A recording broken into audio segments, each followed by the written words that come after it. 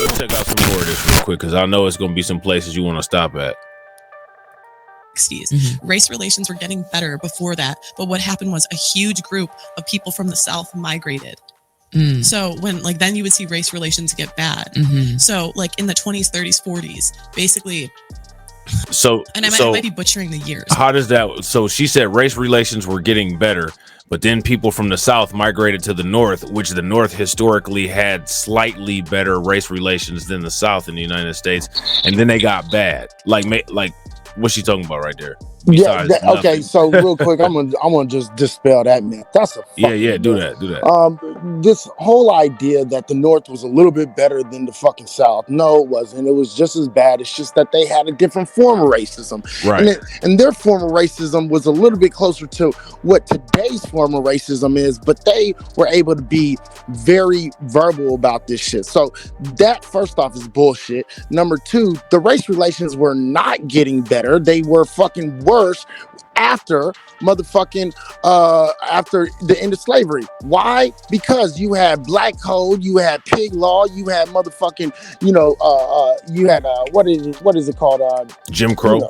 Jim Crow. You see what I'm saying? And the fact of the matter is, a lot of these laws gave the right to white men to beat the shit and kill black men just for looking at them wrong. It was called the correction law. You know what I mean? They had laws to do this. So when they say, oh, race relations were getting better, it's because what they're actually saying is black folks was bowing down because they knew better. You understand? So black folks, in a lot of cases, just did not do a whole lot of fighting. So what they said, so when they say race relations was getting better, basically what they were saying is that people was tired of the unfair fights and getting their ass whooped.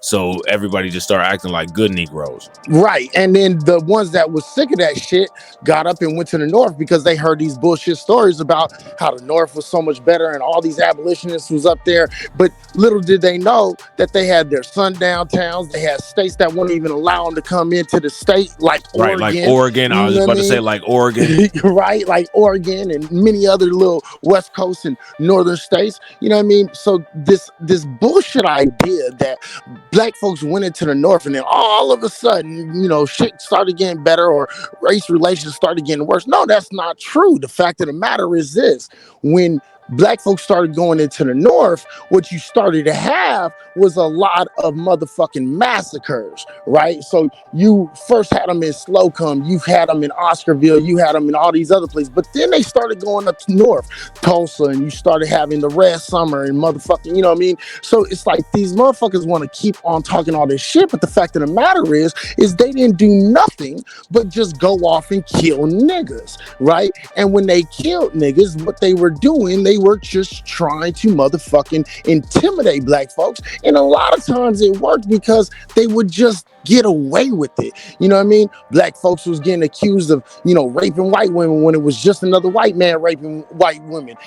Little boys was accused of killing little white girls, and then getting put into the fucking electric chamber as fucking 13-year-old little boys. The fact of the matter is these motherfuckers was liars, and she's a liar to even say some fucking nonsense like this. At the end of the day, these motherfuckers, these white folks in the North was just as bad as the white folks in the South. Right, real shit.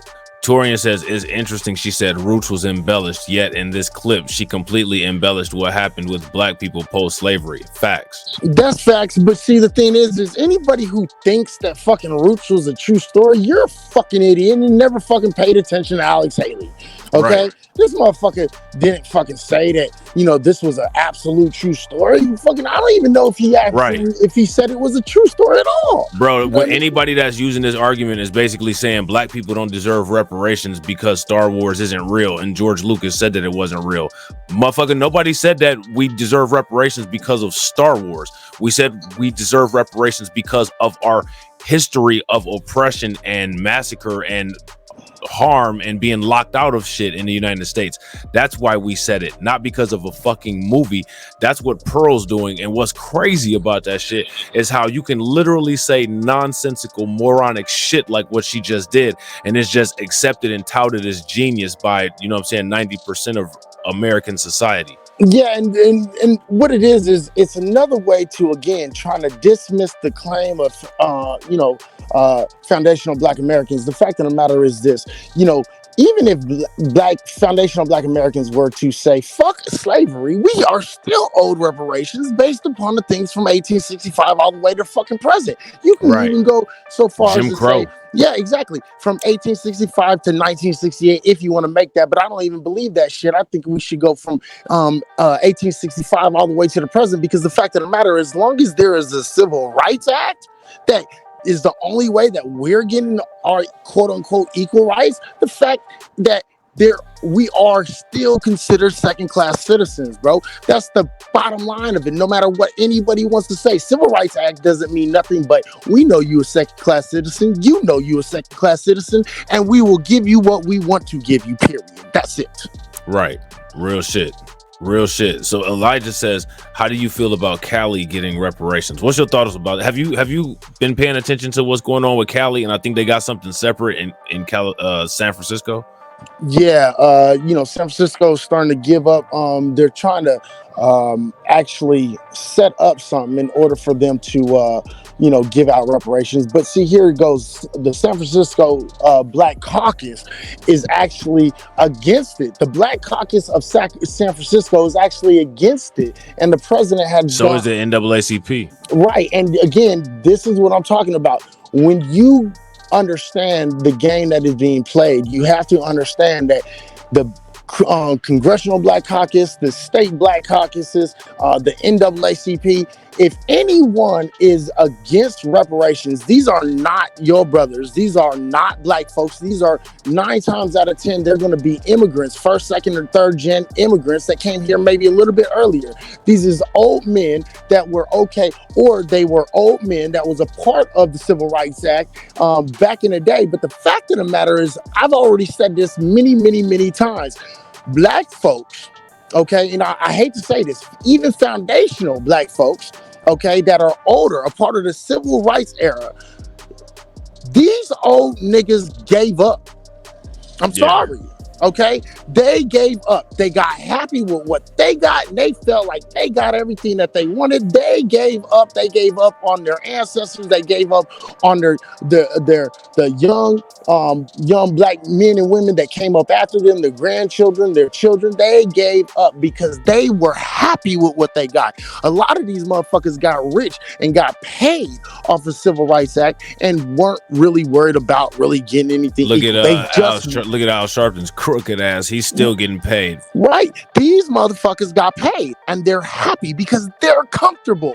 You see what I'm saying? Again, these are niggas that supposedly fought, but these motherfuckers hurried up and cashed in that paycheck, and these motherfuckers ain't nothing but worthless now. So a lot of the old civil rights dudes, a lot of the old civil rights Black people, as little as it's talked about, are actually informants from COINTELPRO too. Absolutely. That are now working government jobs, and nobody talks about that shit. Oh, that's true too. That's a whole nother thing that we need to jump in. But I mean, you have to understand all of these things, and this is why one of the biggest thing that some of us younger foundational Black Americans need to do, we need to get inside the NAACP. We need to start running this, and we need to stop allowing motherfuckers to run these groups.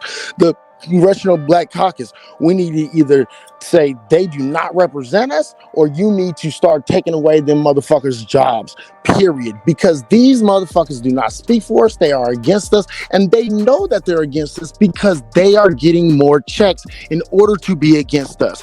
They are being told, hey, look, vote on our side and we'll just break you off this. These motherfuckers ain't nothing but filthy they're just pigs. They're greedy, and that's all they out here for. So they need to go. They need to go, period. No ifs, no ands, no buts. These motherfuckers need to go. And if they don't go, and if we can't get them out, we need to start our own new Congressional Black Caucus. We need to start our own new state caucuses, Black caucuses. We need to start to do all of these things our own. We cannot allow these motherfuckers, these old fucking worn out ex-civil rights motherfuckers to speak for us. We can't allow tethers to speak for us, and we can't allow motherfuckers to start gaining off of what the fuck we are building and what we are trying to do, because at the end of the day, what we're trying to do is going to help Black folks, you know, and our ancestors for years to come, period. Right. You see what DJ almost said? He said, Black Light salute to Izzy, the vegetable tail verbal assassin. Yeah, you already know what it is, man. You know, I've been going after these motherfuckers next. A lot of people go after these dudes next, but a lot of these motherfuckers is not willing to stand by their word. And I ain't willing to stand by that shit, because I've been saying this shit for years. The Congressional Black Caucus, NAACP, the state Black caucuses, you know, all these older civil rights motherfuckers who think that they somehow still have a foot in this motherfucking game, all of them need to be banished. They need to be kicked out of here. They need to be told, go home, retire, and go eat your soup and your sandwich at 12 o'clock and go to bed at 5. You know what I mean? And not even that. Honestly, if you ask me, they need to be put on public trial for treason. Oh, that's and then whatever they get found in their sentence, get the sentence executed, because these people have been assisting in our genocide. That's right. That's right. That's right. You know, and they need to be made an example of, like the Congressional Black Caucus. All these people need to be made a public example of, to deter that behavior from ever happening again. Because these people, like Jim Clyburn and Clarence Thomas, are the same motherfucker. You know what I'm saying? And putting on cosplay, acting like they're fighting each other, while they both just sitting there sucking the grease off of bacon, while everybody else is out here hungry and trying to fight and do what we can to keep our heads above water. And they sitting up here doing fish fries, and you know what I'm saying, oh boy got his wife down there at January 6th, and not doing shit to help improve the conditions that we're dealing with here. You know what I'm saying? Knowing that we've been starved out. Like, we haven't gotten any kind of restitution for any kind of shit that's happened to us. Like, nothing was ever done to replace any of those people's businesses or property or anything that was taken when they were in Oregon. You know what I'm saying? That's real shit. Hey, but you gotta also understand, look, tell grandma and grandpa, look, I love your ribs, I love your pork chops, I love your fish fry, I love your motherfucking sweet potato salad. Stay the fuck in the goddamn kitchen. Watch some goddamn TV. Yeah, you know, watch some goddamn TV. Go turn on Matlock. Stay on the barbecuer, but stay the fuck about this motherfucking business. You was just mad that we're closer to getting reparations than you ever came. And the fact of the matter is that I think a lot of this stuff comes down to jealousy. You know what I mean? So. Jealousy, and it comes down to, you know, wanting to live vicariously through it.